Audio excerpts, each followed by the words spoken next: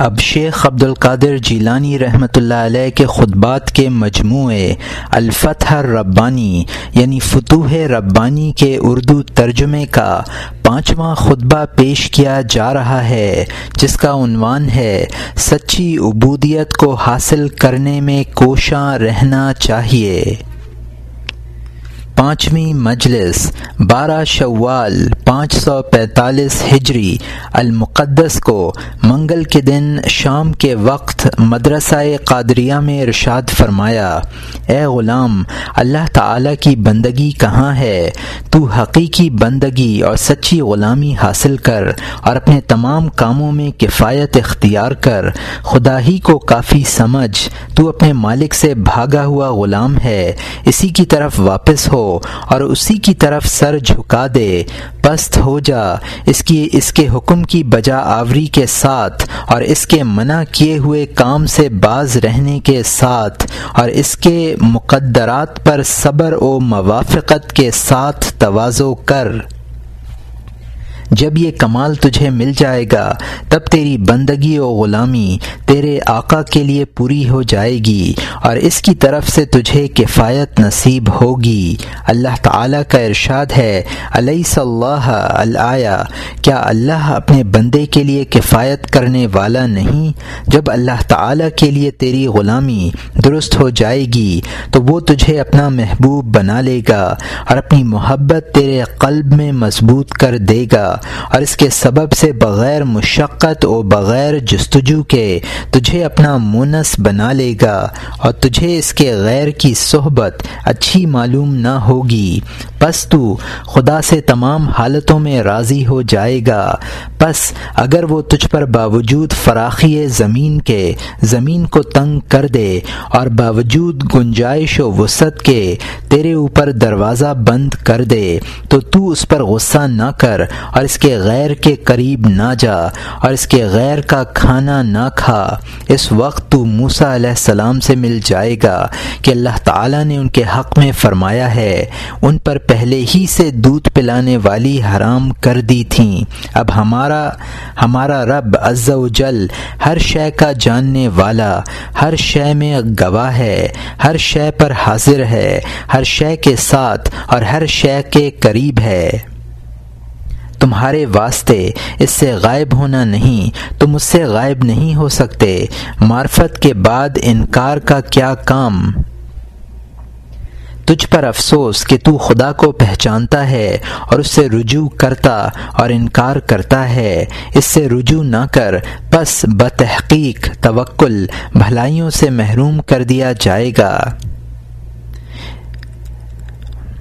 اس کے ساتھ صبر کر اور اس سے صبر نہ کر۔ کیا تجھے یہ معلوم نہیں کہ جس نے صبر کیا قدرت والا ہو گیا؟ یہ کیسا کام ہے، یہ کیسی عجلت ہے؟ سوچ غور کر۔ اللہ تعالیٰ نے فرمایا: یا ایھا الذین آمنوا صبروا، اے ایمان والو صبر کرو اور صبر دلاؤ اور دشمن کے گھات پر مقیم رہو اور اللہ سے ڈرو تاکہ تم فلاح پاؤ۔ اور صبر کے بارے میں قرآن مجید میں بہت سی آیتیں ہیں جو اس بات پر دلالت کرتی ہیں کہ صبر میں کیا کیا خوبیاں اور نعمتیں اور اچھا بدلہ اور عطائیں اور دین و دنیا کی راحت ہے۔ صبر کو لازم پکڑو۔ تم نے اس کی خوبیاں دنیا و دین کو معلوم کر لی ہیں۔ تم زیارت قبور اور صلحاء کی طرف آمد و رفت اور نیک کام کرنے کو لازم پکڑو، یقیناً تمہارا کام درست و راست ہو جائے گا۔ تم اس جماعت سے نہ ہو کہ جب ان کو نصیحت کی جائے نصیحت قبول نہ کرے اور جب سنے اس پر عمل نہ کرے۔ تمہارے دین کی بربادی 4 چیزوں سے ہے۔ اول یہ کہ تم علم پر جسے سیکھا ہے عمل نہیں کرتے، دوسری یہ کہ جس کا علم نہیں اس پر عمل کرتے ہو، تیسری یہ کہ جس کو تم جانتے نہیں ہو اسے حاصل نہیں کرتے، بس جاہل کے جاہل رہتے ہو، چوتھے یہ کہ تم دوسروں کو تعلیم سے روکتے ہو۔ اے اہل جماعت، جب تم مجالس ذکر میں آتے ہو تو تمہاری حاضری صرف سیر و تفریح کے لیے ہوتی ہے، نہ علاج کی غرض سے، اور تم واعظ کے پند و نصائح سے اعراض کرتے ہو اور اس کی خطا و لغزشوں پر نگاہ رکھتے ہو اور استہزاء کرتے ہو اور ہنستے کھیلتے ہو۔ تم اللہ عز و جل کے ساتھ اپنے سروں سے قمار بازی کرنے والے ہو، سچے طور سے سر کو حرکت نہیں دیتے۔ تم اس سے توبہ کرو، اللہ تعالیٰ کے دشمنوں سے مشابہت نہ کرو، اور جو کچھ سنو اس سے نفع لو، نصیحت حاصل کرو۔ اے غلام، تو عادت کے ساتھ مقید ہو گیا ہے، تو روزی طلب کرنے اور سبب کے ساتھ ٹھہر جانے اور سبب پیدا کرنے والے کے بھول جانے اور اس پر ترک توکل کے ساتھ مقید ہو گیا ہے۔ تو اثر نو عمل کر اور اس میں اخلاص کو لازم پکڑ۔ ارشاد الہی ہے، وما خلقت الجن والانس الآخر، اور نہیں پیدا کیا میں نے جن و انس کو مگر اپنی عبادت کے لیے، ان کی ہوس نہ کی اور کھیل کود، کھانے پینے، سونے، نکاح کے لیے پیدا نہیں کیا۔ اے غافلو، اپنی غفلتوں سے جو کہ تیرا قلب خدا کی طرف اپنی غفلتوں سے جو کہ تیرا قلب خدا کی طرف ایک قدم بڑھتا ہے اور اس کی محبت تیری طرف بہت قدم بڑھاتی ہے۔ وہ اپنے محجوبوں کی ملاقات کا بنسبت ان کے زیادہ مشتاق ہے، جس کو چاہتا ہے بے شمار رزق دیتا ہے، اور جب بندہ کسی امر کا ارادہ کرتا ہے وہ اس کو اس کے لیے مہیا کر دیتا ہے۔ یہ ایسی شے ہے جو حقیقت سے تعلق رکھتی ہے نہ ظاہر سے۔ جب بندے میں یہ باتیں پوری آ جاتی ہیں تو اس کا زہد دنیا و آخرت اور ما سوا اللہ کے ساتھ درست ہو جاتا ہے۔ اس کو صحت، قرب بادشاہ، سلطنت، امارت سب دوست رکھنے لگتے ہیں۔ اس کا ذرہ پہاڑ بن جاتا ہے اور اس کا قطرہ دریا، اس کا تارا چاند اور اس کا چاند سورج، اس کی تھوڑی چیز بہت، اس کا عدم وجود، اس کی فنا بقا ہو جاتی ہے اور اس کی حرکت ثبات و سکون ہو جاتی ہے۔ اس کا درخت بلند ہوتا ہے اور عرش تک اونچا ہو جاتا ہے اور جڑ زمین تک، اور اس کی شاخیں دنیا و آخرت پر سایہ ڈالتی ہیں۔ یہ شاخیں ٹہنیاں کیا ہیں؟ حکم و علم۔ اس کے نزدیک دنیا مثل انگوٹھی کے حلقہ کے ہو جاتی ہے، نہ دنیا اس کو اپنا مملوک بنا سکتی ہے اور نہ آخرت اس کو مقید کر سکتی ہے۔ کوئی بادشاہ اور کوئی غلام اس کا مالک نہیں ہوتا، نہ کوئی دربان اس کو روک سکتا ہے، نہ کوئی پکڑنے والا اس کو پکڑ سکتا ہے، نہ کوئی قدورت اس کو مقدر کر سکتی ہے۔ بس جب یہ مرتبہ کامل ہو جاتا ہے تو یہ بندہ مخلوق کے ساتھ ٹھہرنے اور ان کا ہاتھ پکڑنے یعنی بیعت لینے اور ان کو بحر دنیا سے چھڑانے کے قابل و صالح بن جاتا ہے۔ پس اگر حق تعالی بندہ کے ساتھ بھلائی کا ارادہ کرتا ہے تو اس بندے کو مخلوق کا رہبر اور طبیب اور مؤدب اور تہذیب سکھانے والا اور ترجمان اور تیرانے والا اور نگہبان اور ان کا مہتاب و آفتاب بنا دیتا ہے۔ اگر خدا کا ایسا ارادہ ہوتا ہے تو ایسا ہو جاتا ہے، ورنہ اس بندہ کو اپنے پاس چھپا لیتا ہے اور اس کو اپنے غیر سے غائب کر دیتا ہے۔ اس جنس کے افراد یعنی مردان خدا سے کوئی ہی ایسا ہوتا ہے جس کو مولا تعالی حفاظت و سلامت کلی کے ساتھ مخلوق کی طرف متوجہ کر دیتا ہے اور اس کو خلق کی مصیبتوں اور ہدایت کے لیے توفیق دیتا ہے۔ ورنہ اکثر تو مخفی و مستور ہی رہتے ہیں۔ دنیا کا زاہد آخرت سے آزمایا جاتا ہے، اور دنیا و آخرت کا زاہد دنیا و آخرت کے رب کے ساتھ آزمایا جاتا ہے۔ اور تم تو ایسے غافل ہو گئے ہو گویا مرو گے ہی نہیں، اور گویا تم قیامت کے دن اٹھائے ہی نہیں جاؤ گے، اور نہ حق عز و جل کے روبرو حساب لیے جاؤ گے، اور نہ پل صراط پر ہو کر تم گزرو گے۔ تمہاری یہ کیفیتیں ہیں، اور پھر تم اسلام و ایمان کا دعویٰ کرتے ہو۔ ہوشیار ہو جاؤ، یہ قرآن و علم جب تم ان دونوں پر عمل نہ کرو گے تم پر حجت بنیں گے۔ جب تم علماء کے پاس حاضر ہوگے اور ان کے قولوں کو قبول نہ کرو گے تو ان کے پاس کی تمہاری یہ حاضری تم پر حجت بنیں گی، اور تمہارے اوپر اس کا گناہ ویسا ہی ہوگا جیسے تم رسول اللہ صلی اللہ علیہ وسلم سے ملتے اور ان کے ارشادات کو قبول نہ کرتے۔ قیامت کے دن ہر ایک کو جلال و عظمت الہی اور اس کی بڑائی اور انصاف کا خوف و دہشت عام طور سے دامنگیر ہوگی۔ دنیا کے بادشاہوں کا ملک جاتا رہے گا اور اسی کا ملک باقی رہے گا۔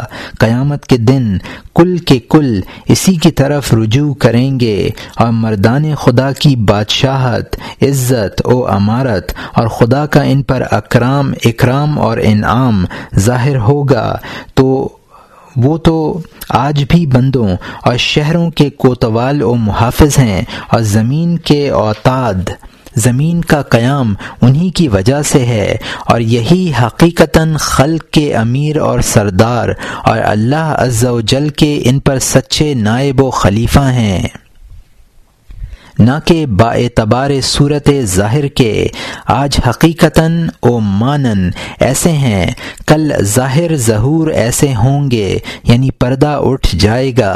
کافروں سے مقابلہ کرنے والوں کی بہادری ان سے جا ٹھہرنے اور ثابت قدم رہنے میں ہے، اور صالحین کی بہادری اپنے نفوس اور خواہشات اور طبیعتوں اور شیطانوں اور برے ہم نشینوں سے مقابلہ میں ہے جو کہ انسانوں کے شیطان ہیں، اور خاص مردان خدا کی بہادری فی الجملہ دنیا و آخرت اور ما سوا اللہ سے بے رغبتی کرنے میں ہے۔ اے غلام، اس سے پہلے کہ مجبوراً تجھے جاگنا پڑے گا، جاگ جا، ہوشیار بن، دیندار بن جا اور دینداروں سے میل جول کر۔ بتحقیق آدمی حقیقتاً دیندار ہی ہیں۔ آدمیوں میں سب سے بڑا عقل مند وہ ہے جو اللہ عز و جل کی اطاعت کرے، اور سب سے بڑا جاہل وہ ہے جو اس کی نافرمانی کرے۔ رسول اللہ صلی اللہ علیہ وسلم کا ارشاد ہے، دیندار عورت کو ہی اختیار کر، تیرا ہاتھ گرد آلودہ ہو جائیں۔ تربت بمانے افتقرت ہے، یعنی محتاج ہوا، اور اطرب بمانی استغنا یعنی تونگر ہو گیا۔ جب تو دینداروں سے میل جول کرے گا اور ان سے دوستی پیدا کر لے گا تو تیرے دونوں ہاتھ اور تیرا قلب مستغنی ہو جائے گا۔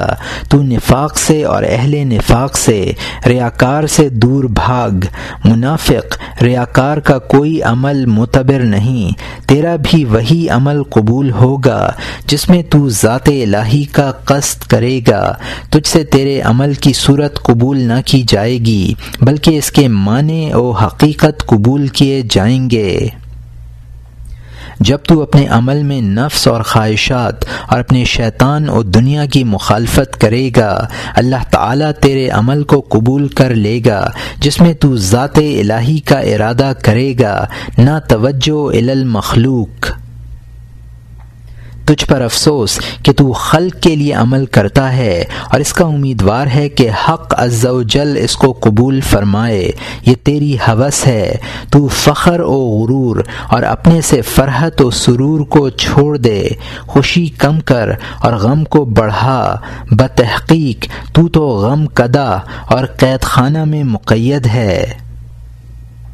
حضور نبی کریم صلی اللہ علیہ وسلم کے حالات پر نظر ڈال، آپ دائم التفکر رہتے، مسرت کم فرماتے، غمگین زیادہ رہتے، بجز تبسم کے بہت کم ہنستے، اور تبسم بھی صرف دوسروں کے دل خوش کرنے کے لیے ہوتا تھا۔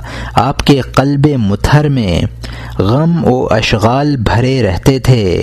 اگر صحابہ کرام رضی اللہ عنہم اور امور دنیا کا انفصال جن پر آپ مامور تھے نہ ہوتا تو آپ اپنے حجرہ سے بھی باہر تشریف نہ لاتے اور نہ کسی کے ساتھ بیٹھتے۔ اے غلام، جب تیری جلوت اللہ عز و جل کے ساتھ درست ہو جائے گی تو تیرا سر مدہوش ہو جائے گا اور قلب صاف ہوگا، تیری نظر سراپا عبرت ہو جائے گی اور قلب اثر تاپا فکر، اور تیری روح اور معنی حق عز و جل کی طرف واصل ہو جائیں گی۔ فکر دنیا پردہ اور عقوبت ہے اور فکر آخرت علم و زندگی۔ قلب کی کسی بندے کو تفکر عطا نہیں فرمایا جاتا مگر اسی کے ساتھ اس کو دنیا و آخرت کی حالتوں کا علم عطا فرما دیا جاتا ہے۔ تجھ پر افسوس کہ تو اپنے قلب کو دنیا میں ضائع کر رہا ہے، حالانکہ تیرا معبود حقیقی دنیا میں جو کچھ بھی تیرا مقسوم ہے تجھے ملنے والا ہے، اس سے فارغ ہو چکا ہے اور اس کا ایک اندازہ کر دیا ہے اور اس کے وقت اس کو معلوم ہے۔ تجھے ہر دن تیرا نیا رزق پہنچتا ہے، خواہ اسے طلب کرے یا نہ طلب کرے۔ تیری حرص تجھے اللہ عز و جل اور مخلوق کے نزدیک رسوا کر رہی ہے اور ایمان کی کمی کی وجہ سے تو رزق کی طلب کرتا ہے اور ایمان کی زیادتی سے تو طلب سے مستغنی ہو کر بیٹھ جاتا ہے، اور ایمان کے کامل و تام ہو جانے سے تو طلب سے سو جاتا ہے۔ اے غلام، جد کو ہزل کے ساتھ نہ ملا۔ اور یہاں مترجم نے حاشیے میں لکھا ہے کہ جد قطعی و یقینی بات جس کا کرنا مقصود ہو، ہزل ٹھٹے بازی اور مسخرہ پن کرنا ہے۔ اور یہاں مترجم کا حاشیہ ختم ہوتا ہے۔ بتحقیق جب تک تیرا قلب خلق کے ساتھ متعلق رہے گا وہ خالق کے ساتھ کیسے جمع رہے گا؟ تو سبب کو شریک خدا سمجھتے ہوئے سبب پیدا کرنے والے کے ساتھ کیسے ٹھہر سکتا ہے؟ ظاہر و باطن اور عقلی بات اور غیر معقول بات اور وہ جو مخلوق کے پاس ہے اور وہ جو خالق کے پاس ہے، دونوں کیسے جمع ہو سکتے ہیں؟ وہ شخص کتنا بڑا جاہل ہے جو سبب پیدا کرنے والے کو بھول گیا ہے اور سبب کے ساتھ مشغول ہے، سبب کے ساتھ ٹھہرا ہوا ہے اور مسبب کو چھوڑ دیا ہے، باقی کو بھولا ہوا ہے اور فانی کے ساتھ خوش ہے۔ اے غلام، تو جاہلوں کی صحبت میں رہتا ہے، پس ان کی جہالت تیری طرف بھی بڑھتی ہے۔ احمق کی صحبت نقصان دہ صحبت ہے۔ تو ایسے ایمانداروں کی صحبت اختیار کر جو یقین کرنے والے عالم با عمل ہیں۔ ایمانداروں کا حال ان کے تمام تصرفات میں کس قدر بھلا ہوتا ہے، وہ اپنی مجاہدات و ریاضات اور اپنے نفس پر اور خواہشات پر غالب ہونے میں کس قدر قوی و مضبوط ہوتے ہیں۔ اور اسی واسطے نبی صلی اللہ علیہ وسلم نے فرمایا ہے کہ مومن کی مسرت اس کے چہرے میں ہوتی ہے اور اس کا غم اس کے قلب میں۔ یہ اپنی قوت کے سبب سے اس بات پر قادر ہیں کہ وہ مخلوق کے روبرو خوشی ظاہر کریں اور غم کو اپنے اور خدا کے درمیان میں مخفی رکھیں۔ ایسے مومن کا غم دائمی ہوتا ہے اور تفکر بہت، اس کا رونا زیادہ ہوتا ہے اور ہنسنا کم۔ اور اسی واسطے حضور نبی کریم صلی اللہ علیہ وسلم نے فرمایا ہے، مومن کو بغیر اپنے رب عز و جل کی ملاقات کے راحت نہیں۔ ایماندار اپنے غم کو اپنی خندہ پیشانی اپنی خوشی سے چھپائے رہتا ہے، اس کا ظاہر کسب و محنت مزدوری میں متحرک رہتا ہے، اور باطن اس کے رب تعالی کی طرف سکون پذیر رہتا ہے۔ ظاہر اس کا واسطے اہل و عیال کے ہے اور باطن اس کا واسطے رب تعالی کے۔ وہ اپنے بھید کو اپنے اہل، اولاد، پڑوسی اور لونڈی اور مخلوق میں سے کسی پر ظاہر نہیں کرتا ہے۔ وہ ارشاد و حضور نبی صلی اللہ علیہ وسلم کو سنتا ہے کہ تم اپنے تمام امور میں چھپانے کے ساتھ مدد لیا کرو، اپنے امور کو خلق سے چھپاتے رہو۔ ولی اللہ ہمیشہ اپنی ضرورتوں کو چھپاتا رہتا ہے، بس اگر اس پر غلبہ طاری ہوتا ہے یا اس کی زبان سے کوئی کلمہ نکل جاتا ہے، بس وہ فوراً اس کا تدارک کر لیتا ہے اور عبارت کو بدل دیتا ہے، اور جس چیز کا اس سے اظہار ہو جاتا ہے اس کو چھپاتا ہے اور اس اظہار کی معذرت کرتا ہے۔ اے غلام، تو مجھے اپنا آئینہ بنا لے، اپنے قلب کا آئینہ بنا لے اور اپنے سر اور اپنے اعمال کا آئینہ بنا لے۔ تو مجھ سے قریب ہو جا، پس تحقیق تو اپنے نفس میں میرے قرب کی وجہ سے وہ کیفیت دیکھنے لگے گا جو مجھ سے دوری میں نہیں۔ اگر تجھے کوئی حاجت دینی ہو پس تو مجھے لازم پکڑ لے، میں دین الہی میں کسی امر کی تجھ سے فروگزاشت نہ کروں گا۔ میں دینی امر میں برہنہ تلوار ہوں، اس میں میرے پاس بے شرمی ہے۔ میں نے دین میں ایسے سخت ہاتھوں سے پرورش پائی ہے جو نفع حاصل کرنے والے اور منافق نہ تھے۔ تو اپنی دنیا چھوڑ اور مجھ سے قریب ہو جا، بتحقیق میں آخرت کے دروازے پر مقیم ہوں۔ تو بھی آ کر میرے پاس ٹھہر جا اور میرا قول سن اور جلد مرنے سے پہلے اس پر عمل کر۔